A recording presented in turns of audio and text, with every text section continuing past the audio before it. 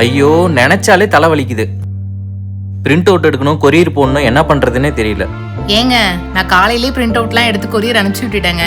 காலையிலே அனுப்பிச்சு விட்டியா? உனக்கு பிரிண்ட் அவுட் எடுக்க தெரியுமா? எடுக்க தெரியுமா?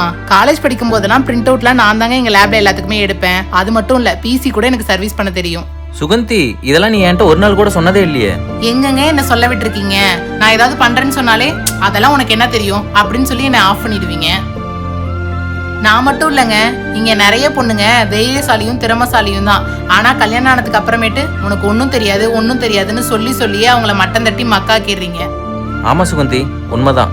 இதெல்லாம் நான் உன்கிட்ட ஃபர்ஸ்டே நான் கேட்டு தெரிஞ்சிருக்கணும். அப்படி இல்லையா நீ சொல்றதுக்காவது ஒரு வாய்ப்பு கொடுத்துருக்கணும்.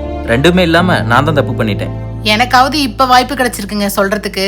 ஆனா இன்னும் நிறைய பொண்ணுங்களுக்கு வாயவே திறக்க முடியாத அளவுக்கு தான் வாழ்க்கை இருக்குது.